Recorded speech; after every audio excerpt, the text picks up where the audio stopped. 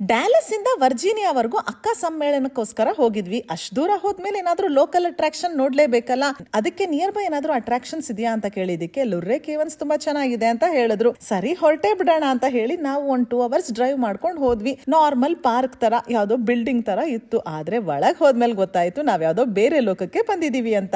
ಅಮೆರಿಕಾದಲ್ಲಿ ಈ ತರ ಸಾಕಷ್ಟು ಕೇವನ್ಸ್ ಇದೆ. ಇದೆಲ್ಲ ನ್ಯಾಚುರಲಿ ಆಗಿರೋ ಅಂತ ಕೇವನ್ಸ್. ಇದನ್ನ ಡಿಸ್ಕವರ್ ಮಾಡಿದ್ದಾರೆ ಅಷ್ಟೇ. ಪಾತ್ವೇ ಬಿಲ್ಡ್ ಮಾಡಿರ್ತಾರೆ, ರೈಲಿಂಗ್ಸ್ ಎಲ್ಲ ಹಾಕಿರ್ತಾರೆ, ಬಂದು ವಿಸಿಟರ್ಸ್ ನೋಡಕ್ಕೆಲ್ಲ ಓಡಾಡಕ್ಕೆ ಈಸಿ ಆಗ್ಲಿ ಅಂತ. ಆದ್ರೆ ಇದರಲ್ಲಿ ಈ ತರ ಕಲ್ಲುಗಳು, ಈ ತರ ಏನ್ ಸ್ಟೋನ್ಸ್ ತರದ್ದು ಅದೆಲ್ಲ ಇದೆಯಲ್ಲ, ಅದೆಲ್ಲ ನ್ಯಾಚುರಲ್ ಆಗಿ ಫಾರ್ಮ್ ಆಗಿರೋಂಥದ್ದು. ಈ ಕೇವನ್ಸ್ ನೋಡಕ್ಕೆ ಒಂದು ಅದ್ಭುತವಾದ ಸ್ಥಳ. ಏನೋ ಅಂಡರ್ ಗ್ರೌಂಡ್ ಅಲ್ಲಿ ಯಾವ್ದೋ ಡಿಫರೆಂಟ್ ವರ್ಲ್ಡ್ ನೋಡ್ತಿರಂಗೆ ಅನ್ಸುತ್ತೆ. ಆದ್ರೆ ಇದ್ರ ಜೊತೆಗೆ ಇಲ್ಲಿ ಇನ್ನೊಂದು ಸಖತ್ ಸ್ಪೆಷಾಲಿಟಿ ಕೂಡ ಇದೆ. ಇಲ್ಲೊಂದು ಸ್ಟೆಲಾಕ್ ಪೈಪ್ ಆರ್ಗನ್ ಅಂತ ಒಂದು ಮ್ಯೂಸಿಕಲ್ ಇನ್ಸ್ಟ್ರೂಮೆಂಟ್ ಇಟ್ಟಿದ್ದಾರೆ. ಅದು ವರ್ಲ್ಡ್ಸ್ ಬಿಗ್ಗೆಸ್ಟ್ ಮ್ಯೂಸಿಕಲ್ ಇನ್ಸ್ಟ್ರೂಮೆಂಟ್ ಅಂತ Guinness book of world records ಅಲ್ಲೂ ಕೂಡ ದಾಖಲಾಗಿದೆ. ಕಲ್ಲುಗಳಿಗೆ ಕನೆಕ್ಟ್ ಆಗಿರೋ ಮ್ಯೂಸಿಕಲ್ ವೈರ್ಸ್ ಸಹಾಯದಿಂದ